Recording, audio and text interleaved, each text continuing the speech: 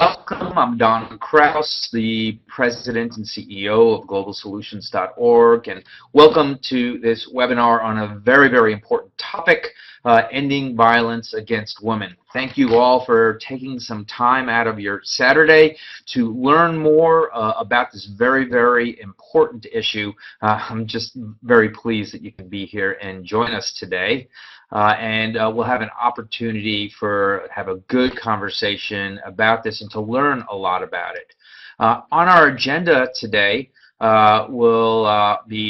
first I'll tell you a little bit about the topic and about our organization, and we'll talk about, I'll introduce you to our speakers, Eleanor Smeal of the Feminist Majority, and Sandra Fluke, an attorney and activist on social justice issues. And then we'll have an opportunity for conversation, and you get to ask some questions, and then on to what are the next steps? What is your role in this? So let me just first start today with about GlobalSolutions.org. For those of you who are not familiar with our organization, we are a groundbreaking national online movement.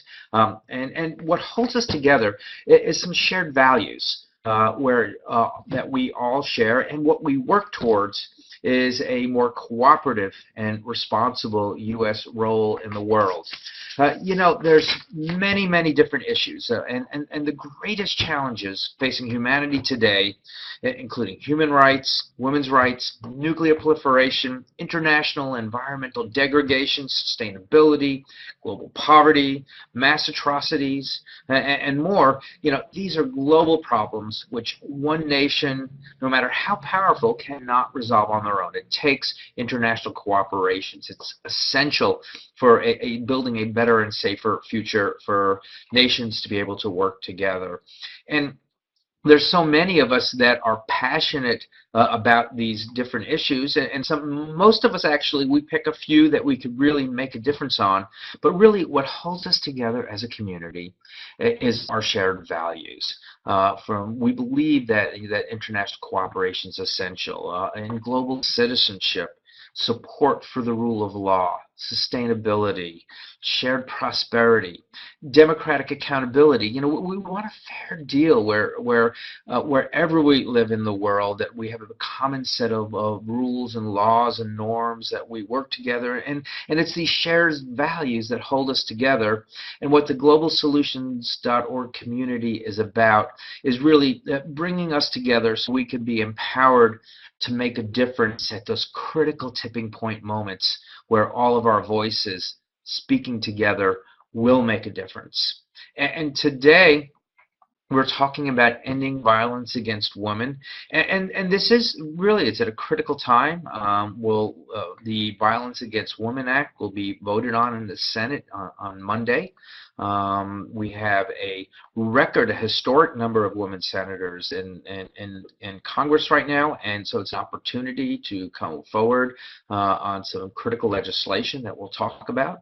But you know, around the world, women's rights are human rights, and how we treat one half of the world's population makes a huge difference on our population. It makes a difference in terms of development. It makes a difference in terms of how we can prevent conflicts, and from all these and many more areas, ending violence against women is just a critical way that an issue that we need to address. You know, violence against women, it's a human rights violations of epidemic proportion. You know, just think about it. 1 out of 3 women will be raped or physically assaulted in their lifetime. That comes to 1 billion women worldwide right now, today. It's 1 billion women, daughters, mothers, sisters, families that are just really fractured and assaulted as a result of this epidemic. And it's something that can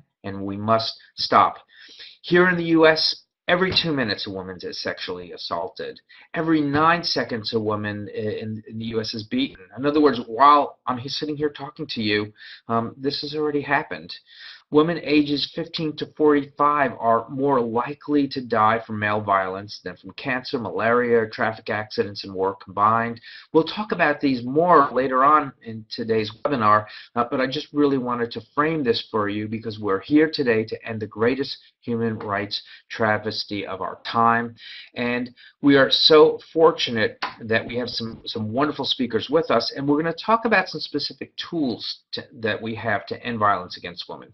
The Convention on the Elimination of Discrimination in All Forms Against Women, or the CEDAW Treaty, Violence Against Women Act, VAWA, the International Violence Against Women Act, and other topics as well, including your passion and your action. What is your role, and how could you make a difference on this? And today, as I mentioned, we have our two speakers, Sandra Fluke and Eleanor Smeal, will be really helping to brief us on this, and I'm so pleased. And so let me first introduce to you my friend Ellie Smeal. Ellie is the founder and president of the Feminist Majority, which happens to also publish Ms. Magazine. Ellie has led the way on women's rights issues in the United States for quite a long time now. She has served as the president of NOW, the National Organization of Women. She's led the drive to ratify the Equal Rights Amendment. She is a political analyst, a strategist, a grassroots organizer who has just played a leading role in national campaigns to pass landmark legislation such as the Pregnancy Discrimination Act, the Civil Rights Act of 1991, and the Violence Against Women Act. I've had the pleasure of actually being at meetings with her in the White House, and I guess my best description for Ellie is a force of nature. She is someone that really is just wonderful at speaking truth to power, and I am just so pleased that Ellie, that you are here today and can join us. And if you could just start with a little bit about how did it all begin? What was the beginning of this violence against a woman and really a campaign to end it? How did it all start? And so we began with little knowledge. In fact, the first books that they were saying things like if women got beaten, they wanted it, and it was a sadomasochism relationship. Of course, nonsense, and we had to fight really academic thought too. One of the breakthroughs we had came from an unlikely source. Surgeon General Koop, who was appointed by Ronald Reagan, who actually revealed that women ages around 14 to 44, that age room, 15 to 44, that they were more likely to go to a hospital for domestic violence than they were for automobile accidents, muggings, and rapes combined. And he declared that it was a public health emergency, which helps to set a national framework. Remember, the movement here in the United States really starts as a state-by-state movement, pushed by the women's rights movement. And of course, I was in NOW, other women's rights movements, and then groups formed, rape crisis centers formed, sexual assault centers, etc. And so, but it's a state movement. It now goes onto a national scene as well. And in 1990, Senator Biden started the drive for the Violence Against Women Act. And he was in a key position because he was then the chair of the Judiciary Committee.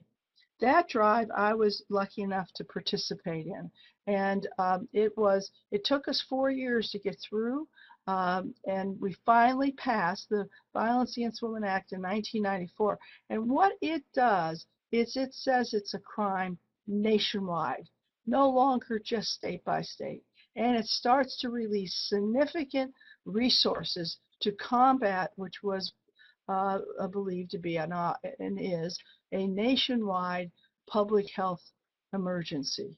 And it is foundational. That law is a foundational law to make it a crime nationwide. Now, what does this have to do with CEDAW, which is another drive that the feminist movement has been trying to ratify it since 1979 when Jimmy Carter signed it, which is the Convention to Eliminate Discrimination Against Women.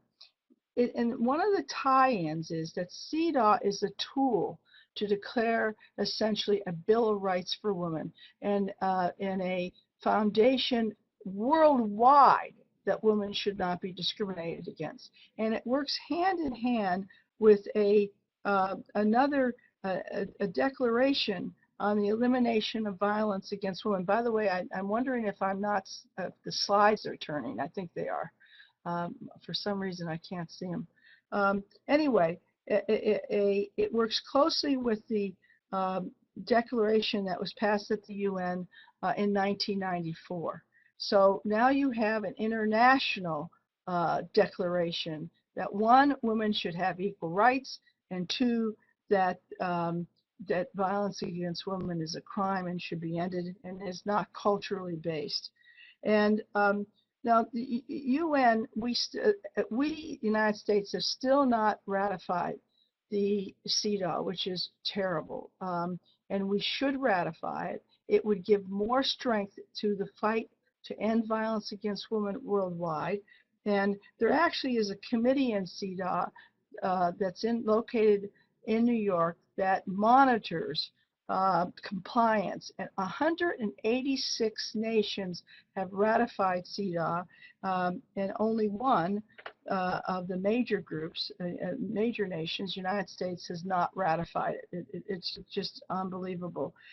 We are left in a company of just Iran, Sudan, South Sudan, which actually is a new country, Somalia, Palula, and Tonga, which are little Pacific islands. We must ratify it, and it takes 2/3 vote of the United States Senate, or 67 senators. We believe that the reauthorization of the Violence Against Women Act and CEDAW itself will help us fight violence against women. And by the way, right now, Violence Against Women Act Reauthorization Act is on the floor of the Senate. It will be voted on Monday. Yesterday, Thursday, the substitute Republican version of Grassley was defeated 65-34.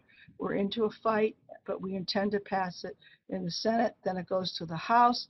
We must have help in passing it in the House. It was blocked in the last session. We can't have that happen again.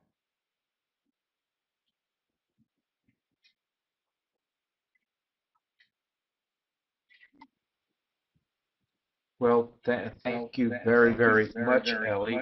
And is there anything else that you wanted to add in about resources or other places to get information? Yes. Or other steps people that you think should be taking right now? Right. Yes. There's several things. One is there's a coalition, two actually coalitions fighting to pass the Violence Against Women Act, and we put here, by the way, on the last slide, a chronology of the violence against women in the United States, the fight to end it, and that is a very good tool, so you can download it.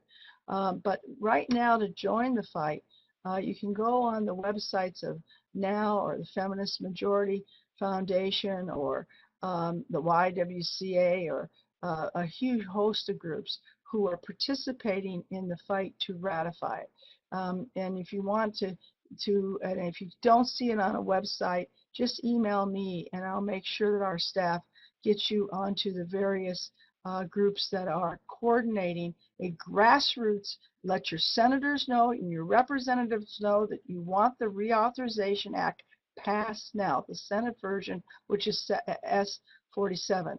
On CEDAW, there's a site that is cedaw2013.org, and it's a coalition site that really tells you all about it and what we have to do.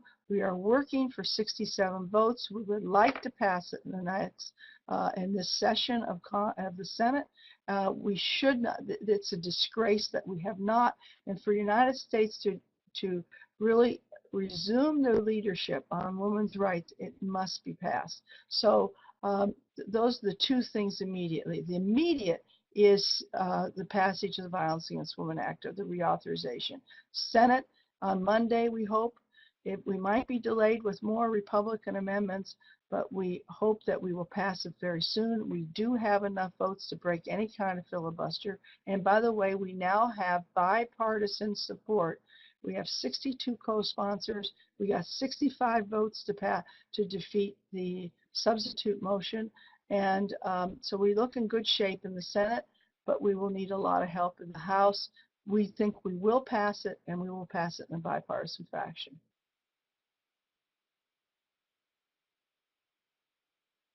Really, thank you very, very much. And if you could just turn off your microphone now so we don't get too much echo and feedback, and we'll bring up Sandra for our next part of this conversation. And I'm just really pleased that Sandra Fluke is here to join us today. And Sandra many of you saw her when she testified before Congress on the importance of private health care covering contraception. You might have seen her at the Democratic National Convention. I know I did, and it was just an awesome and a wonderful presentation speech there. And she has been an outspoken advocate for women's rights, for social justice, and for passage of important tools like CEDAW and the Violence Against Women Act. And Sandra, perhaps you could tell us a little bit more about your journey that has led you to become such an elegant advocate for social justice and women's rights. Thank you so much for that introduction. You're far too kind. But I did want to take a moment to just talk about my journey to how I came to do this type of work. And I imagine it'll reflect that of some of the other folks in the audience. For about 10 years now, I've been organizing against gender-related violence and serving victims and survivors. That's been primarily around issues of domestic violence and human trafficking. I've done that in New York, DC, and most recently in my home in Los Angeles. And that has also included evaluation of programming, looking at which types of services can be most effective to address these concerns. And finally, representing in court and in legal proceedings victims of violence, whether it's in family law divorces or child custody cases, or for human trafficking victims in immigration cases.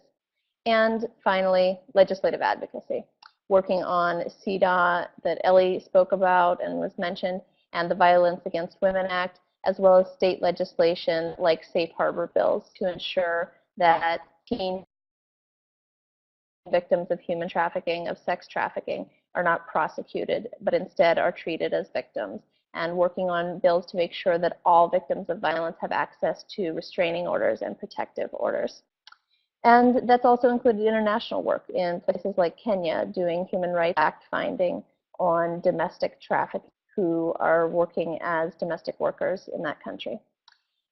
In a more creative role, I wrote and produced a film on domestic violence restraining orders in Los Angeles and how victims can access them without an attorney's assistance in situations that are appropriate. But I think often you're asked the question, how did you come to this work? Why is it important to us? Why is it something that I'm passionate about or that other folks are passionate about? And often someone expects that that's because I personally was a victim of violence or I knew someone in my family who was. And it's not always that kind of personal connection. I think it can just be that the numbers are astounding.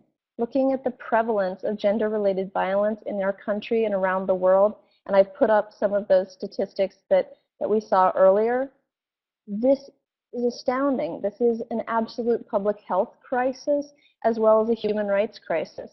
If there were a segment of our population that were undergoing this level of violence that suddenly exploded, there would be widespread outrage. But because gender-related violence and violence against women has been seen as somewhat of an accepted part of society for so long, it doesn't engender the same reaction.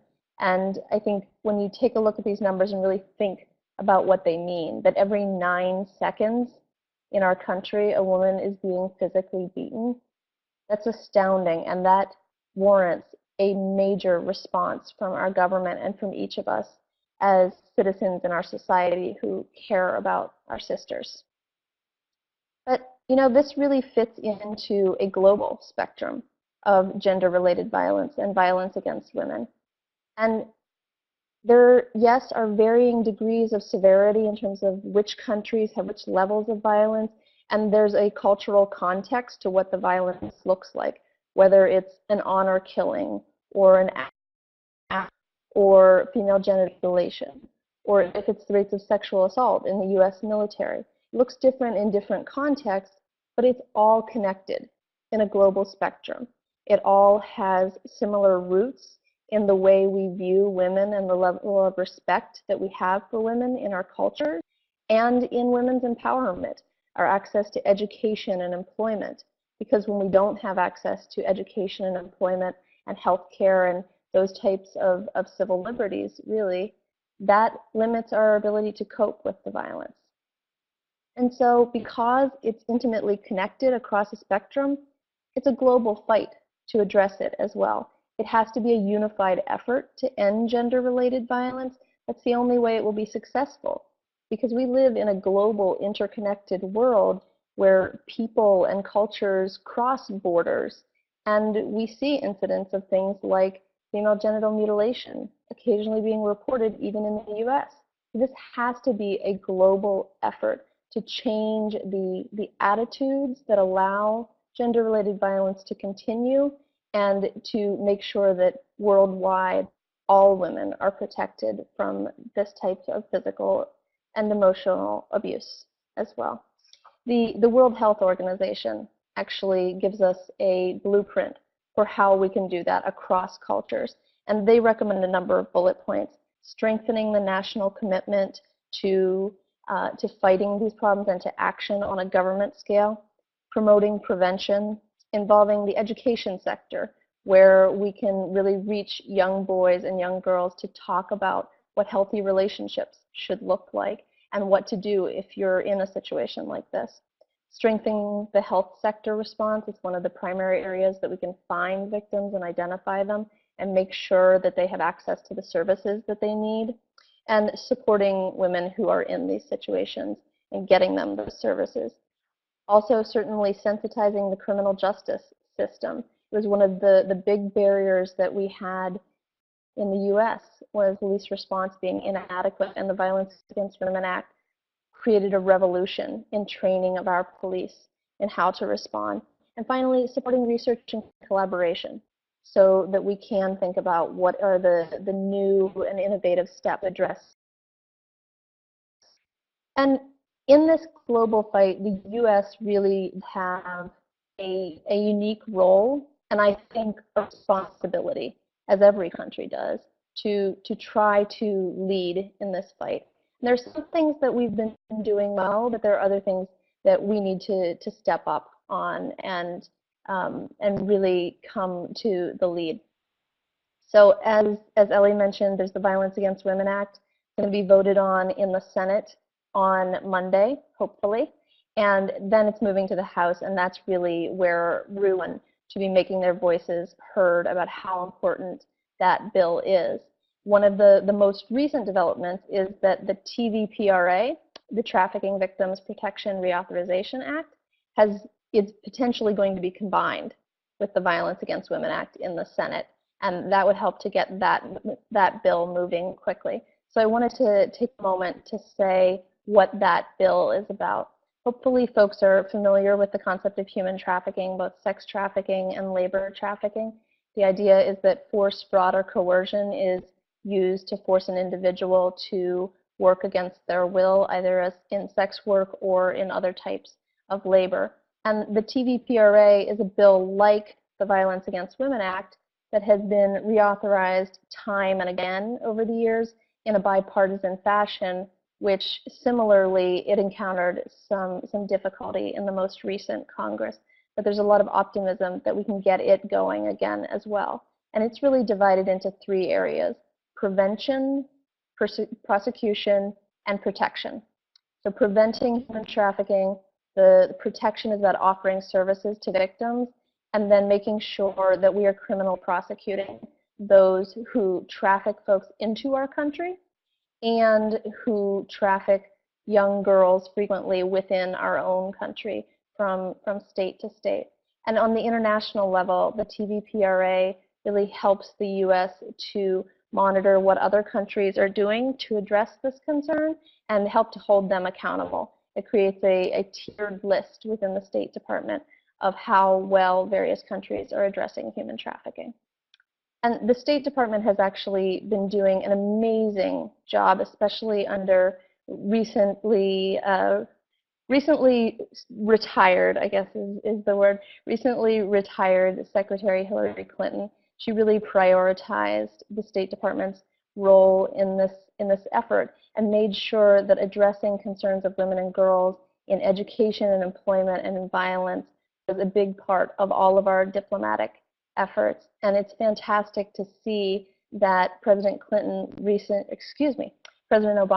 recently signed an executive order to make sure that those efforts continue. And Secretary Kerry has also committed that those efforts will continue, including through an office that focuses specifically on women's and girls' issues within the State Department. So also the International Violent Women Act, I want to take a moment to talk about that. That's legislation that we saw a few years ago and that we need to see reintroduced and updated. It addressed some of the State Department efforts, but also really tried to use the diplomatic power of the U.S.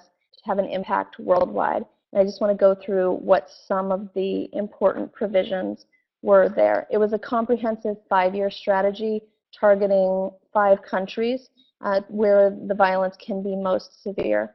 And it not only had research aspects in the bill, but also had the U.S. training forces on violence against women and girls and emphasizing capacity building for local women's organizations, because in all of this type of development and foreign policy work, we really want to partner with those on the ground within that culture. And it promoted political and legal reforms to make sure that justice systems adequately addressed violence against women. We've seen some of that reform work happening in India in the wake of the terrible sexual assaults that were highlighted in the media there. It also supported public awareness programs, which is a big part of fighting violence against women, and increased women's economic opportunities and education opportunities, and looked at how violence against women really spikes in conflict zones when there's a civil war or any type of conflict occurring. And then finally, Ellie has already spoken about the Convention to Eliminate All Forms of Discrimination Against Women, CEDAW. This is an area where the U.S. has really not been leading. It's actually quite, it's downright embarrassing to have us on the list of those very few countries that have failed to ratify this important convention.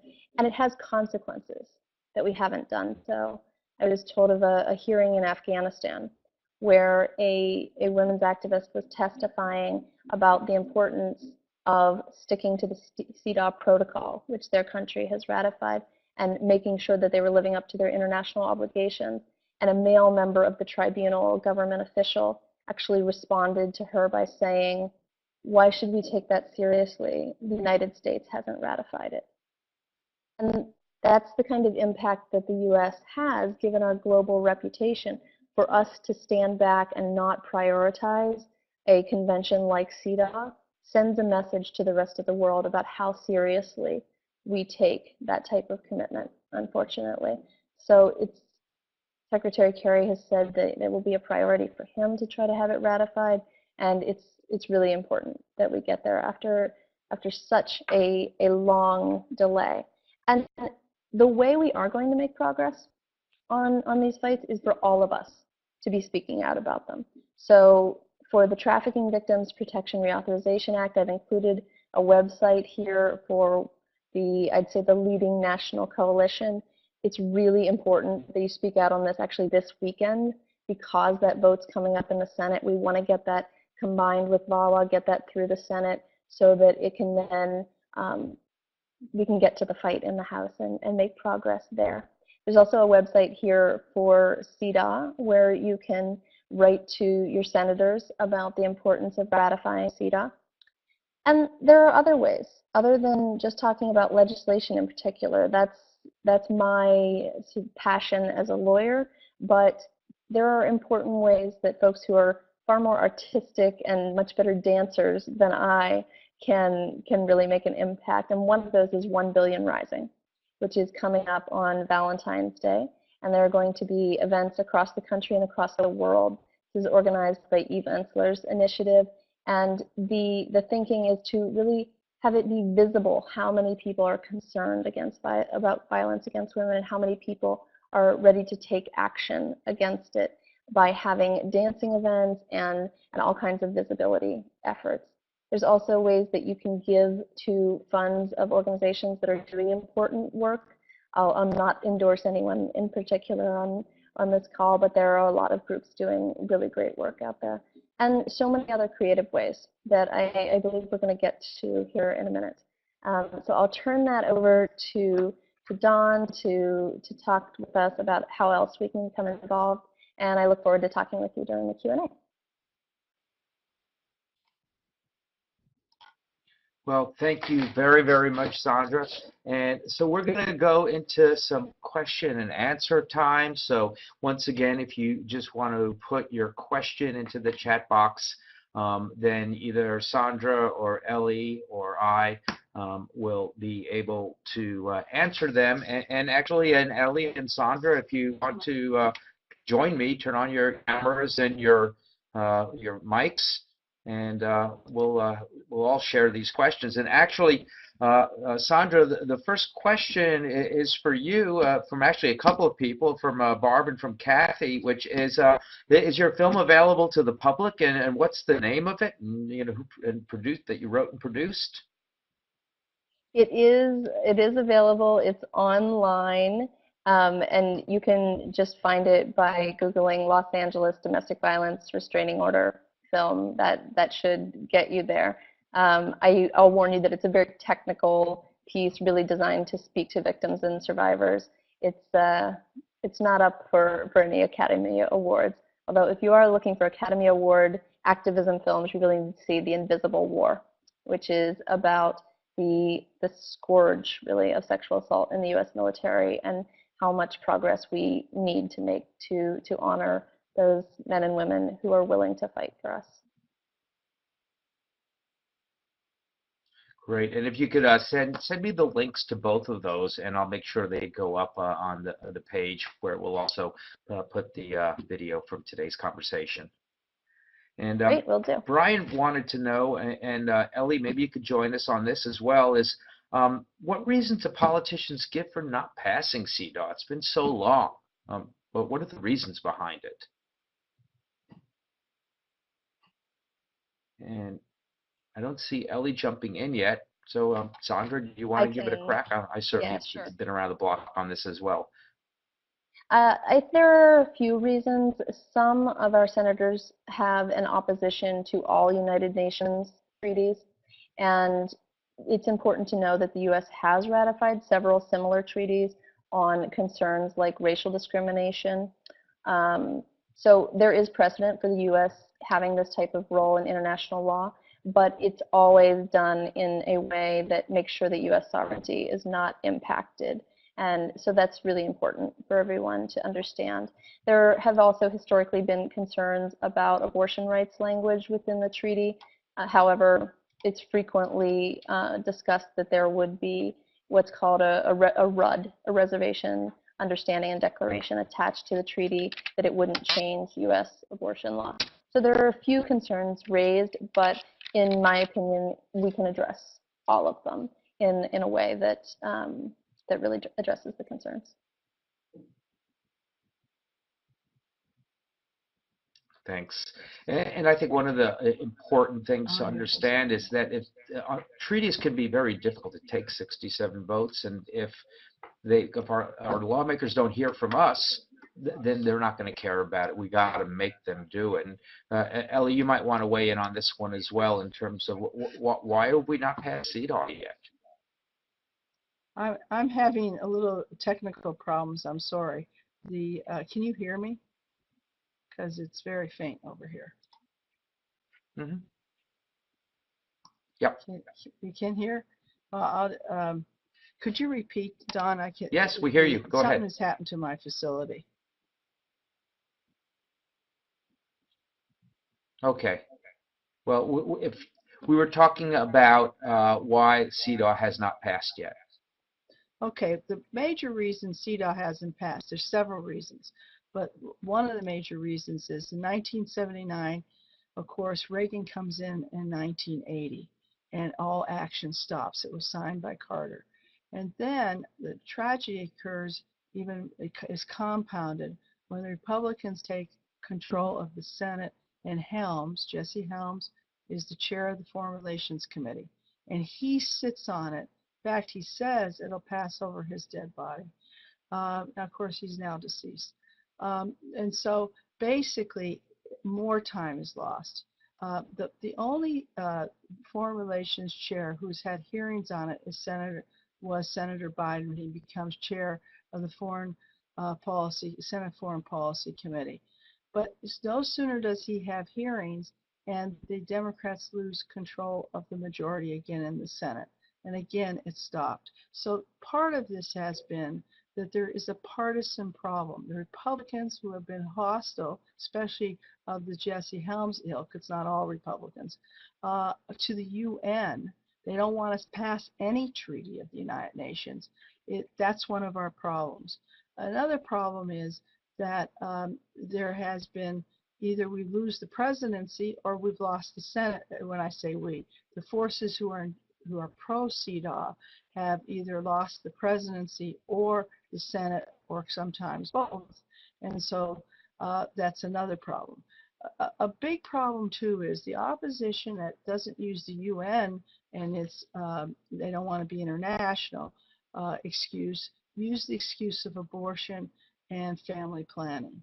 And so remember, almost any bill that has had women's rights as a component has the abortion issue, family planning issue, is used as an excuse, and I believe it's a total excuse to defeat it.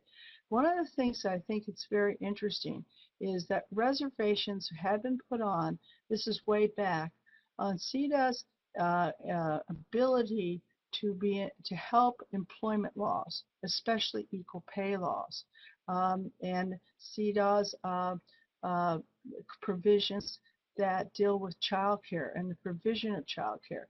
Remember, the United States economic laws dealing with women's rights are very weak. We still do not have a strong enough equal pay law. We're trying to pass the Paycheck Fairness Act.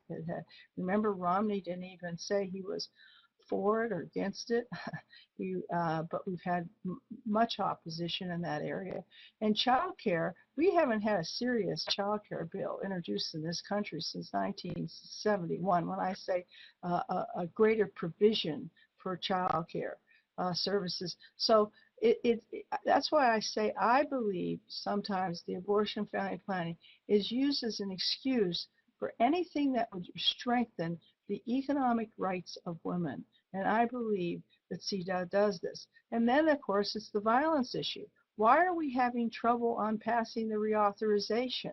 I mean, they're using of Violence Against Women Act. Those opposed are using, again, I believe, excuses that this strengthens provisions for immigrant women, for students on campus, this particular version, for the LGBT community, and for immigrant, did I say immigrant women?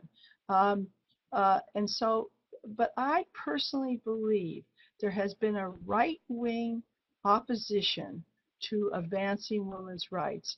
And I think that opposition kicks in. And remember, the Phyllis Schlafly's way early on in the fight for Violence Against Women Act said that this act gave shelter to runaway wives. And so there's that whole notion still on the right wing of our country that even if you try to help victims of violence, that you're somehow undermining a patriarchal structure and our traditional family. So part of it is philosophical, fundamental problem, but another part, though, is the economic interest. And so I'm back to CEDAW. I really think firmly that we have to expose this opposition. I believe that if we show and make this Thanks, Ellie. a fundamental argument, that we can still pass it.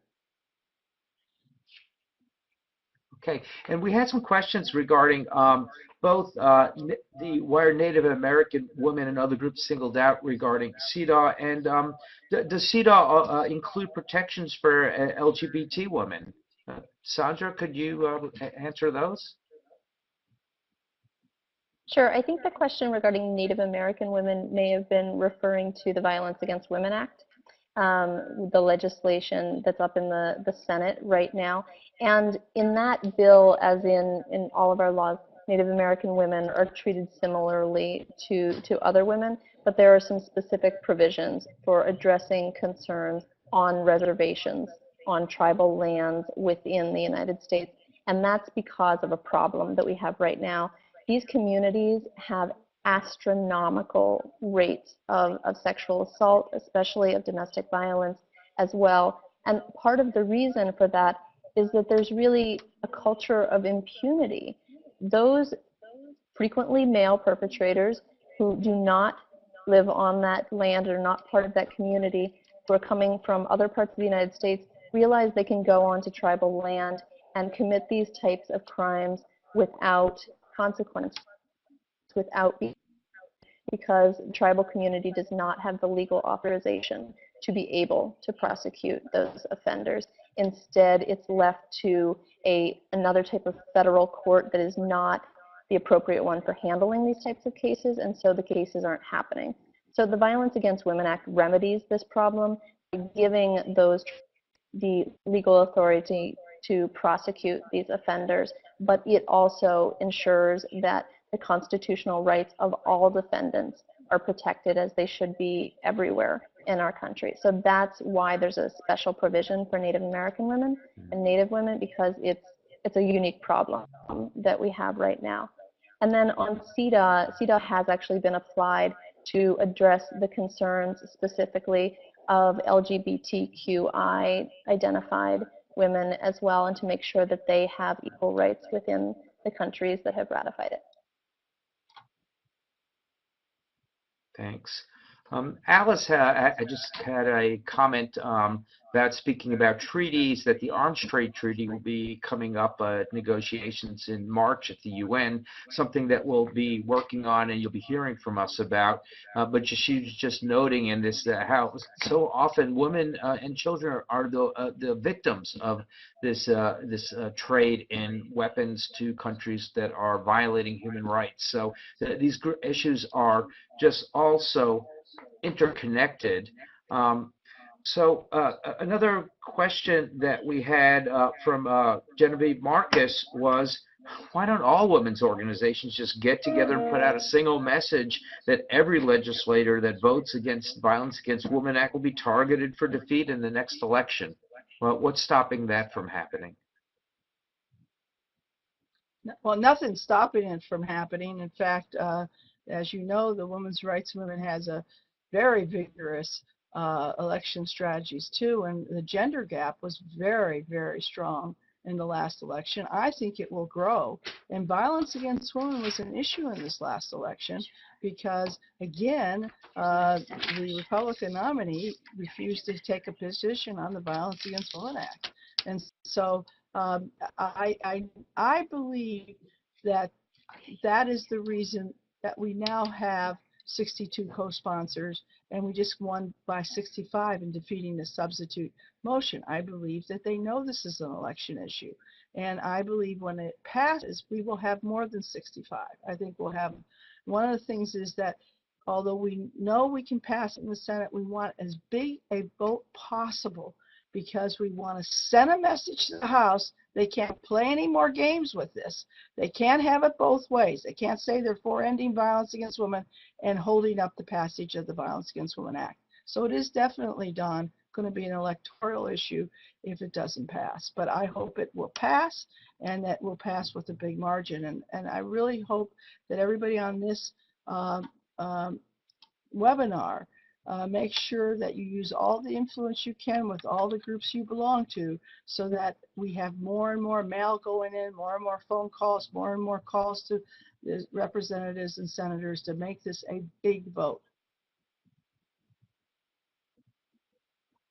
Okay, and then just going to get to the end of our question and answer. We have a couple of other things to cover, but just quickly, Sandra, why do these bills need reauthorization periodically? And also, does CEDAW include girls as well as women? I'll start with the answer to the easy question. CEDAW does include girls, and it has various provisions that really speak to the concerns of young girls as well. Around access to education is clearly a big concern for young children, for young girls. And on the reauthorization question, I think this is something that it is really confusing to a lot of folks. So the Violence Against Women Act and the Trafficking Victims Protection Reauthorization Act, which are the ones that are up before the Senate potentially on Monday, the reason they need to be reauthorized is that this is an ongoing problem that we have to continue to grapple with. And the reauthorization is an attempt to improve our services and continue funding for these programs each time. So we improve our laws with each reauthorization. What does not happen, it's not that if these bills aren't reauthorized, somehow domestic violence will begin. That's not what occurs. It doesn't roll back the other laws that have been passed. It's an effort to continue to improve our response and our fight against these types of violence, and to make sure that the federal government continues these programs. Great. And Sandra and Ellie, if you could just give us 2 minutes each on just any final comments that you have for our folks here before we move into what their piece of this is. Ellie, why Maybe don't I you go should go first? first. I started. In wrapping up, if anybody doesn't think we have a fight on our hands, they got to know we do now. Really, we should have no trouble passing the Violence Against Women Act. It's now 2 years past time that it should have been reauthorized. And we, as Sandra just said, we must strengthen it each time. This has been this act is stronger than past reauthorizations, and we are determined to pass it. But I think every person on this Global Solution webinar must decide we're going to pass CEDAW. We're not going to take no for an answer, and it's going to be soon. It is an outrage that we have not passed it. And I think we should demand a vote, up or down, and anybody who votes against it, you betcha we should go after them election-wise. But we need a vote. It's been on the agenda since 1979. Half the human race deserves more than this. And the need for it is clear.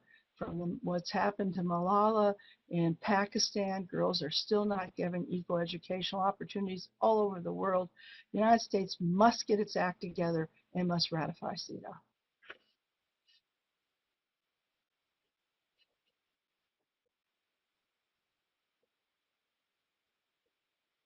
Thanks, Sandra.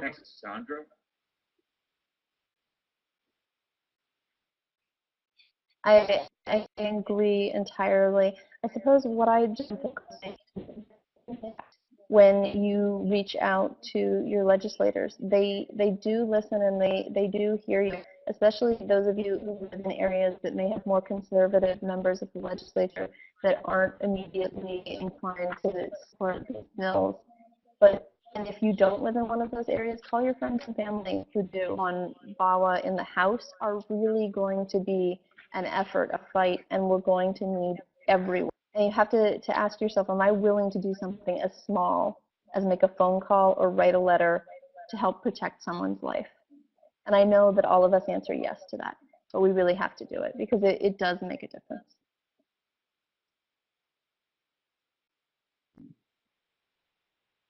Well, Thank you both very, very much for joining us today and sharing your knowledge, your wisdom, and we'll continue to stay in touch. We have a lot more work ahead of us on this issue, and so we look forward to actually succeeding and winning together on this.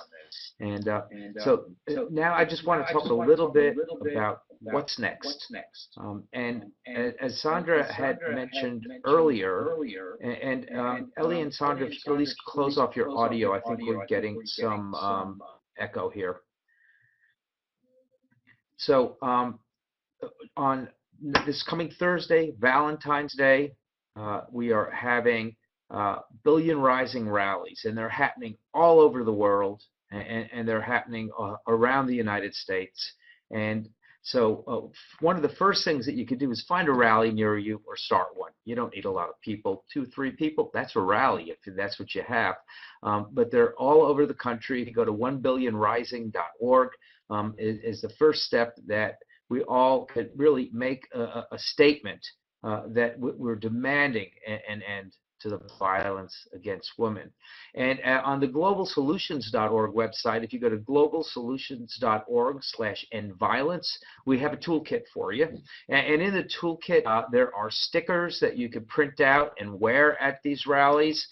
And because one of the things is there's a lot of people that understand about ending violence against women, but they don't know about CEDAW, and they don't understand that the U.S. is not part of it. So we want to also be able to educate at these rallies. So we have stickers on CEDAW. We have petitions that you can print out and have people sign and then get them back to REL. It's A. Weaver at globalsolutions.org. There are signs that we have in this as well. So you could really make a presence for Global Solutions, for CEDAW, and let folks know at these rallies that they need to be part of this. And this is such a natural audience for us to be able to talk to. So that's coming up Thursday, the 14th, at a rally near you. Another thing is it's really important that we join our voices together. And if you go to globalsolutions.org/CEDAW, there is a petition there. You know, we have a historic number of women in the U.S. Senate now, and we really believe that this is the time. The 113th Congress is the time to get CEDAW done. So you could either, you know, the petitions for the rallies are hard copy. This is online clearly. So if you haven't signed it yet, sign it. And if you have signed it already, please share it. You know, your friends, your family members, people in your community, don't be shy about asking them to sign on to this, because that's what's going to let your senators know as well that there's really a constituency that's powerful, that's strong, that's committed to really getting this job done. So, I mean, you know, both of these are going to be, I think, really important ways for us together to make a difference, to stand up against and end violence, to really make ratification of CEDAW an important part of this.